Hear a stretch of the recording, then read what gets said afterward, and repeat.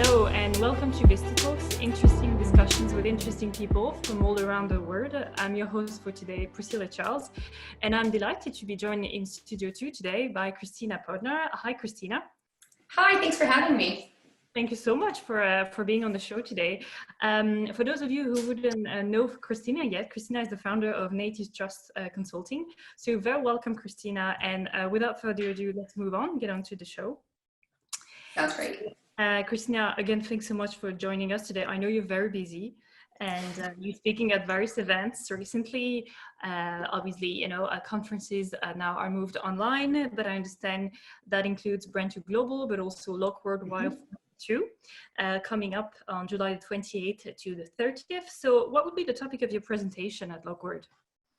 I'm talking very much around the fact that digital marketers at this point in time are facing new challenges in a very global environment. And what they need to do is set up a set of what I call guardrails or digital policies. And so really those are the things that keep us safe and keep us working within, whether it's legal or regulatory requirements or just industry best practices, while at the same time ensuring that we have a lot of space for creativity and innovation, and we don't always have to go back and sort of rework the ingredients for our famous recipe to get digital marketing right. And so that's the message, and I hope that folks are ready to hear it, because I myself feel like we're at the dawn of a new age and it's the right time. Absolutely, yes. Well, thank you so much indeed, and we look forward to your presentation at Lockworld, and I'm sure everybody is. So, so now, for our audience who wouldn't know you yet, can you tell us a little bit about yourself? Because I understand you studied project management and international business. I did. I actually have my MBA in international business, and I focused on Asia. So really love sort of the global nature of digital and business, and I love those two things coming together. My background really is a little bit varied. I started off my career as a project manager in the .com space, which meant that I was writing CGI scripts, setting up databases, cutting up graphics, creating HTML or coding Cold Fusion, if you remember those days. And I moved on into testing. I learned, project management. And what I started to see is that there are such opportunities, regardless of whether we're creating websites or if we're doing social media, if we're doing applications. And I noticed that we were making these faux pas online that we weren't intentionally doing. But again, it came back to this thing over and over again, that we didn't have these guardrails to keep us safe, while we were also trying to be very creative in terms of what we were doing. And so my background with my MBA, with my PMP, with my change management degree, brought me really into the space of working on digital policy, which is where I am today. Makes sense. Thank you so much. So indeed, you have you got experience. You learn, really, if I may say, different skills, and you've held various roles then, including in information technology organizations, a number of them.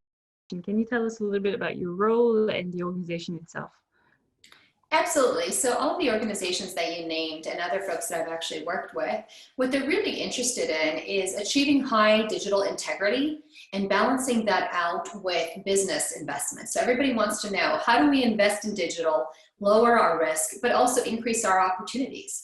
And so all of that requires having sound, sort of, again, guardrails in place, right? You want to make sure that you're not taking on the types of risks that the business shouldn't be taking on, whether it's from a regulatory and legal perspective, or more often it's about the brand. It's about, if we go into a new market, are we resonating with users in a one-to-one way that users expect? Or are we taking on risks and possibly doing something that's not culturally appropriate, or that's not sort of the norm in that specific marketplace? And so for every business that's operating, they really are trying to increase that integrity, make sure that they are known globally in terms of their brand, in terms of their reputation, engage the users, while also minimizing all of the risks that come with that. And that's really what all of those organizations have in common. My role, of course, is advisor and enabler. And so I very much see myself as coming in and helping to stand up a program, but one that's very doable, and that organizations are continually evolving and living and breathing and incorporating into what they do. And I'll just take a moment and tell you, one of the things that I oftentimes see, which I'm delighted that a lot of my clients say, no, we're not going to do this bad practice, but people create these policies, and the notion is maybe they're 10 to 12 pages long, legal, or somebody else like the CMO has to sign off, and then they get put up on SharePoint or somewhere on the intranet as a PDF. and nobody ever looks at them again. And so all of these organizations have one thing in common, which is they actually want to enable their workforce. They want to enable their digital workers. And what they don't want to do is create what I call shelfware. They're really trying to get to the point where we're doing the right thing, but we're doing it because it makes sense, it's intuitive, it's explained, people know how to apply those policies, and then they can just run as fast as they need to in order to get their marketing job done. Thank you very much. Yes. So I suppose that would be the common denominator for all of them, really, in trying to achieving efficient digital policies. And some of them include Canon, Delta, Intel, Symantec, Toyota, Verizon, and also UNICEF. That's fantastic.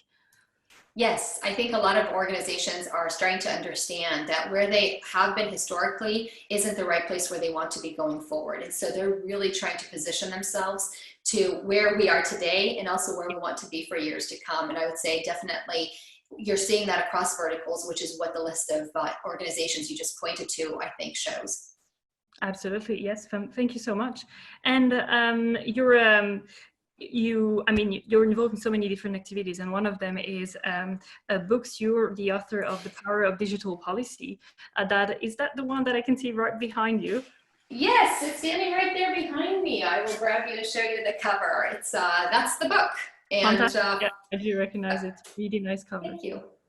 Yeah, it was a few years in the making.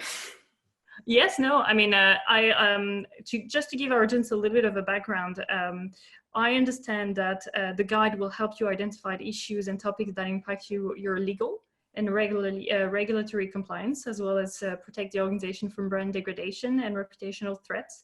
It also helps you understand how to address them in a practical way that doesn't require an army of consultants. I like it. So can you tell us, a little bit about the book? Absolutely. So, this is where I got to practice my own advice, because originally I sat down and I wrote the manuscript or the book itself in 6 months. And then I gave myself a pat on the back and I said, what a great job I've done. And then I thought, wait, I think we need to actually work with a content strategist here and really kind of think through the user experience and what am I actually doing for the reader. And so this lovely woman that I worked with said, you know what? Do you want people to use this book? Because if so, we should probably go back and rewrite it. And so I did. I rewrote the book, and the reason that I rewrote the book is I really want it to be a guide. I don't want it to be an academic piece. It's not intended to be a course long at a local university. It's about being a handbook that everybody can carry around and say, look, I'm a small business, but maybe I'm at the point where I have some policies established. What do I need to think about or worry about? Or perhaps I'm a large multinational that's looking to go open up a new market, perhaps in Indonesia. What are the things I should be thinking about? Or how do we make this work? And so I really wanted this to be a step-by-step guide that helps you understand not just the policies. The policies are easy once you have a program in place and once you have the right responsibilities and the roles defined. And so I tried to do that in a very lighthearted tone, something where you can read the initial few chapters, get an understanding of how things should work, and then basically carry this around in references as you need to throughout your career. Very handy indeed. Thank you so much. And so to come back on really helping businesses, achieve successful digital policies. So in an article featured in our VTQ magazine, you discussed protecting global brand integrity, so important, especially at the moment, but in general in the digital age, and how the critical components of a successful global content framework should originate in the C-suite. So what are they? Can you explain this a little bit for our audience today?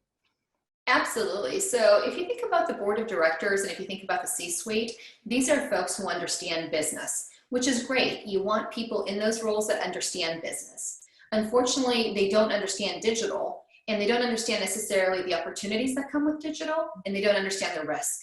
And so it's really important that at either the board of directors or the C-suite or both, there's a recognition that digital as a channel, whether it be, again, a website, social media, mobile apps, if you're doing chatbots, AI, whatever digital channels you're choosing to use in support of your business, whether it's marketing, product development, etc., you need to actually educate the C-suite around what are the benefits at a high level and what are the risks.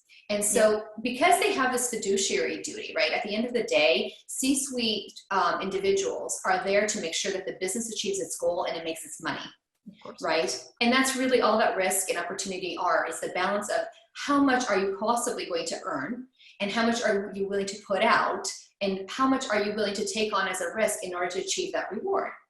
And so I think for them, it's not important to know which data localization laws are out there or what data protection policies need to be thought about. What they need to think about are, A, there's a risk to digital, let's put somebody in charge of that. And then they need to delegate that authority to somebody further down who is a digital person and who has the understanding and the background and the knowledge to put together this program that is going to balance out those risks and opportunities. The other thing that C-suite needs to do is hold that person or that team that they put together in charge of digital policies. They need to not only delegate authority, they also need to actually ask for accountability.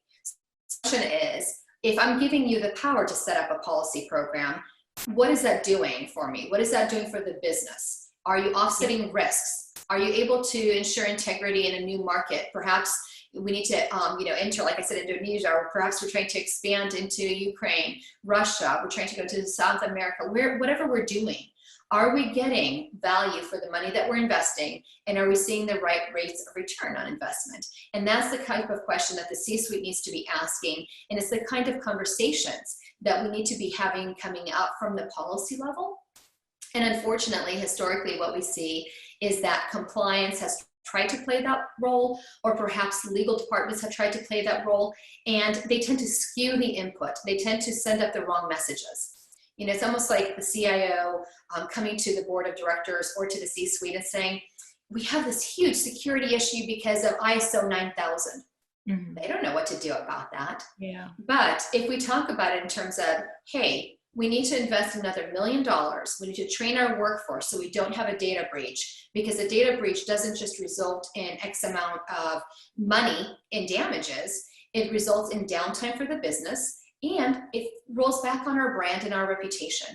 And so we need to get those two sides talking to each other. They need to be talking in a common language. And we need to actually have that C-suite that, again, is delegating the authority, looking for responsibility and regular reporting, and ensuring the program has operationalized within the organization, and we're just not paying lip service, as oftentimes happens. Thank you so much. Thank you. Especially important at the moment, I may say, with everyone working from home, all companies having to be aware of how to make sure that their network is safe. Forbes magazine states that many companies are hesitant to invest in digital transformation without knowing if the investment will pay off, that you mentioned. And when done strategically, however, when done strategically, of course, digital transformation can improve stock prices and revenue in the long run, which makes sense. So have you noticed, you're talking about the importance of educating the C-suite and, and hiring individuals who would be working on this specifically. Have you noticed any change in the past 5 years in the way that global organizations are digital transformation in that sense, and that led to particularly successful outcomes? Absolutely. I'm seeing this every day, and it's really exciting actually, because I work with multinationals, but I also get the chance to work with some small businesses. Yeah. And I've been talking a lot about how multinationals are transforming. And of course, at that scale, it's harder to turn the ship because we have so many people that we have to coordinate, but it's easier because the resources are there. Smaller businesses, of course, have fewer resources, but they also have fewer people, so it makes it easier to turn. And so I've seen this successfully done in both environments. I've seen multinationals take on additional risk because they're able to put sound guardrails in place. And it's been great. One of the things that I wrote about last year that was really wonderful is I saw a pharma, and the pharmaceutical and life sciences business is so hard to change. That's probably where digital transformation is the hardest. And this organization said, look, it's taking us 21 days to get content approved and out the door. Not a big deal when you have a new medical product coming out, because medical products go through years of regulatory reviews. You tend to have advance notice, so 21 days to approve content isn't a big deal. But when we live in the world of COVID-19 and you want to get information out about COVID-19, you can't wait 21 days, right? I mean, by the time that you kind of get your content out, it's irrelevant. And so this organization set up a chatbot. And what we ended up doing is we created policies, a set of policies around what had to be done and how to get it done and what should never be done. And we started testing basically marketers having access to a chatbot, where at the very beginning of a thought or idea or a campaign, they could say, what are the things that I really need to do or not do in order to get this content out immediately? And they're actually presented with a checklist, and it's based on where they're located in the world, who they are, what role they're in, which we know, of course, because they're logged into the network. And then they tell us things like, are they collecting information through this campaign, right? I mean, is it a one-way, like a website feed, or are we asking people to sign up? Is it social media involvement? Does it target children? And then we also ask about things like, how long is this campaign going to be live? Based on that, we can give individuals a wonderful checklist that helps them decide what they have to do internally. So for example, in the life sciences space, rather than go through and have an individual looking at screenshots of content or having to read everything, we certify up front that they're compliant with all the content, and we provide screenshots as the campaign is developed. And so all of a sudden, content doesn't take 21 days to review, it takes 3 days to review. Mm-hmm. And that's a really big deal when you're talking about a pandemic around the world. And so that's a great example of a digital transformation. It doesn't have to be life altering, but it does make a difference in terms of speed to market in terms of content. It makes content more relevant and more appropriate for local audiences. And it also ensures that there's not as much liability, while at the same time, of course, speed to market counts. Thank you so much. You just mentioned, of course, COVID-19, which is unfortunately impacting many of us all around the world. In several recent blog posts you've published on your website, kpodnar.com, you've mentioned the importance of broadening the scope of discussions to include other situations that may require change in digital policies, such as changes in technology.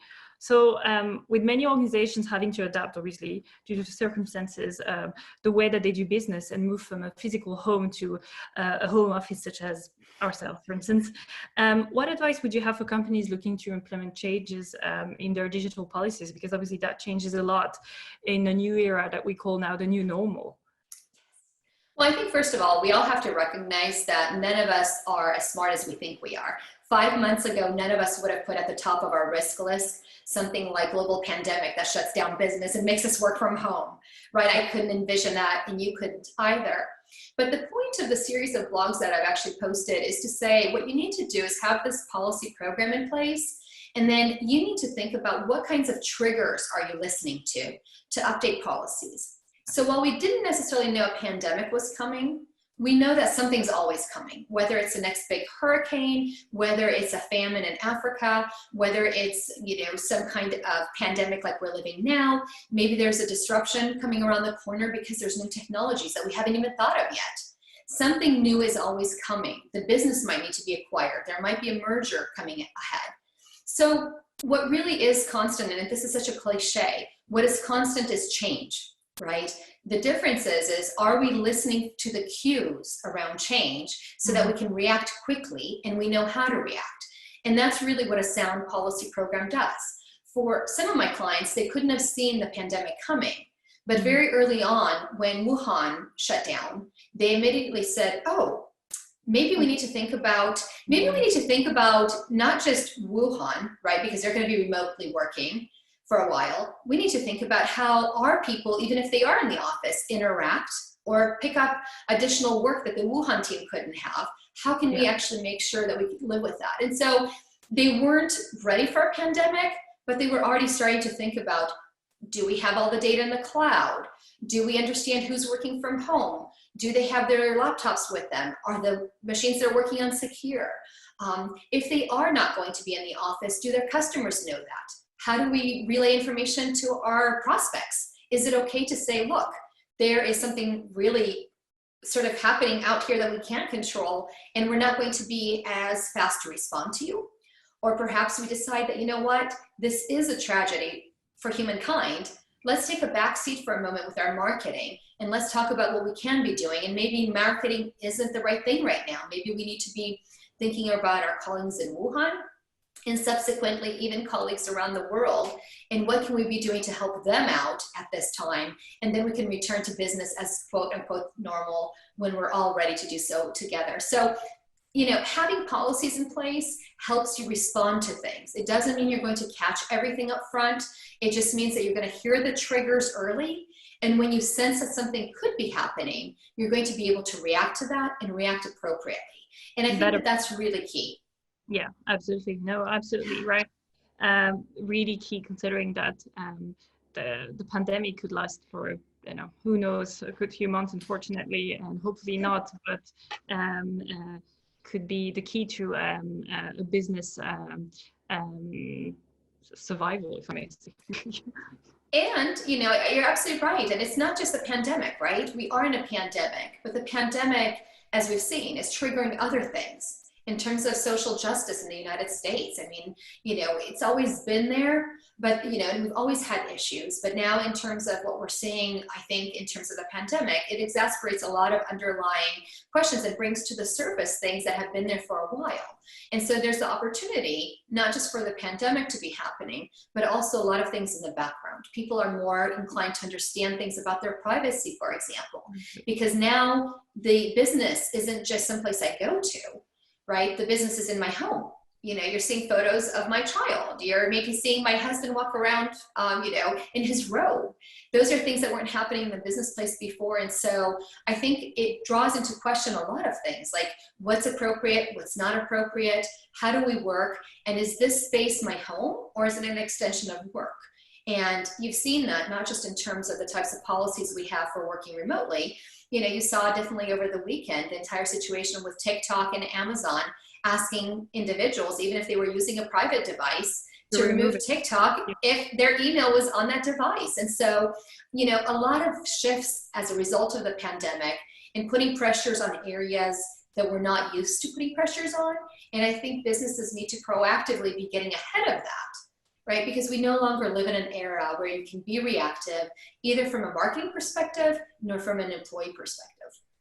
Thank you so much. Absolutely. And so we're speaking of like the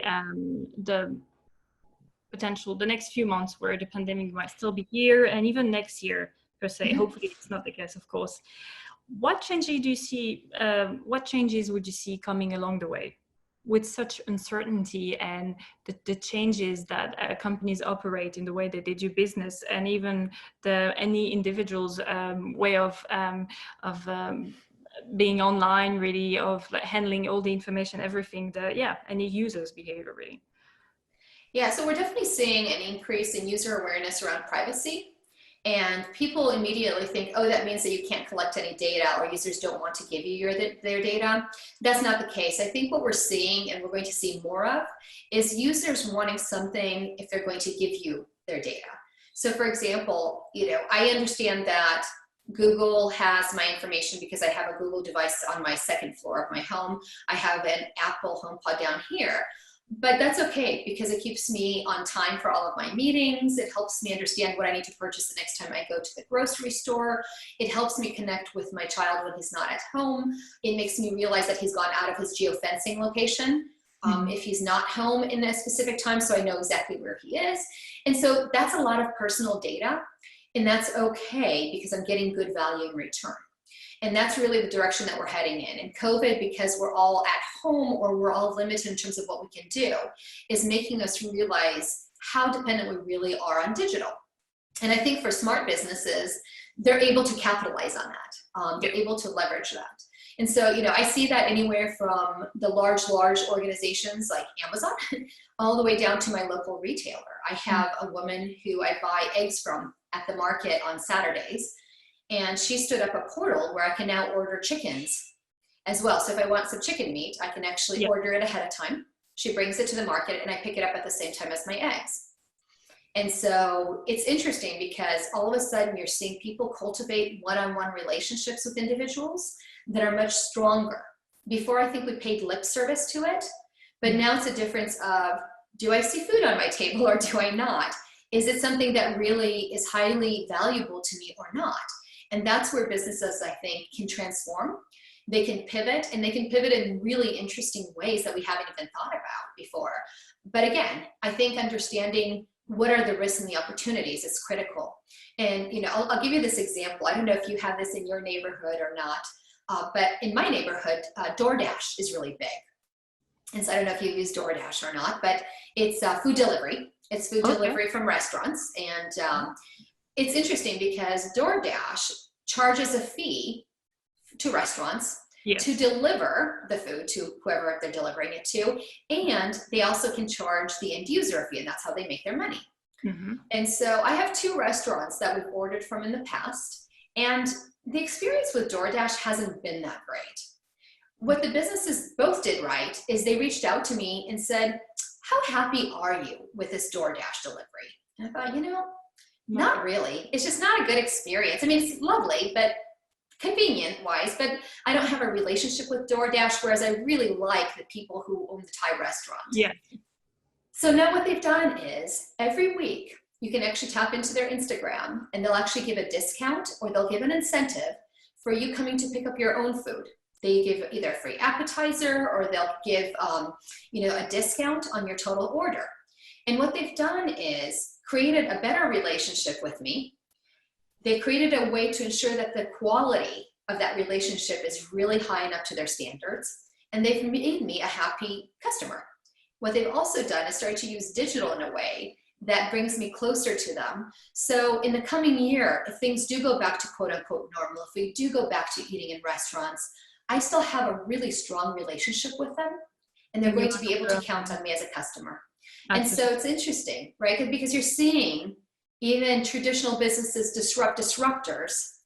And I think you're going to see a lot more of that opportunity come in the next year for the businesses that are ready to take that on. This is here to stay, basically. This is a new way of doing things. Yeah, that's here to stay for sure. Yes, no, absolutely. I think we've all seen this while being on lockdown, like most of us, and that for sure, definitely, it is very interesting to see what you're likely to purchase that you wouldn't have in the past online now. Exactly. Thank you so much. And is there anything else that you'd like to share with our audience today? Any specific project you'd be working on, any new initiatives, or just a message really to anyone out there?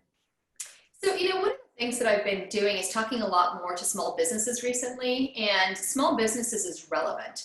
I have a business that I work with in the United States that has 20 employees, which I would consider small, but they operate in every country around the world, with the exception of Cuba and Iran. Okay. Right, so we can kind of discuss whether they're a small business or not. They're a global business. And I think, you know, we're living in an era where being a global business means understanding your place. And it's a lot more than just pushing a product, and it's more than pricing, and it's more than just sort of the message. And so what I'd really like to do is invite everybody to think about the opportunity, whether it's because of COVID, whether it's because of digital changing, whether it's just new opportunities, because we have them. We're in a global marketplace, as cliche as that sounds, but you're only in a global marketplace if you can connect with that end user and get them to buy in to what message you have. And I think it's an opportunity to become more than just a business. I think it's really a trusted partner. It's somebody who brings value.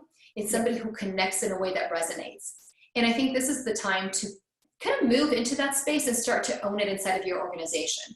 If you've been reluctant, if you've been very risk averse in the past, now's the time to look at that and say, is there an opportunity to loosening those grips a little bit on the risk front if we have these guardrails in place to protect us? And if the answer is yes, then let's go for it. Let's kind of do something maybe slightly differently. Let's do something that's an opportunity. And if your business has been keeping up, make sure that you're positioning yourself well to keep at it, because you can't rest on your laurels. This is not the time for that. And so I really just invite people to, you know, very much like you and I, continue being at it, and don't let yourself take a break, because you need to persevere, whether you're a marketer or if you're somebody working in a local market, doing that last touch point with a customer or prospect, you just really need to make it count. Thank you so much, Kristina. Thank you. So it is unfortunately already the end of today's show with Kristina. It's been so much fun. Thanks for having me. No, it was fantastic. So interesting. So again, Kristina is the founder of Native Structure Consulting. So please make sure to tune in again to see or listen to the next VistaTalks show. We'll be discussing more interesting discussions with interesting people from all around the world.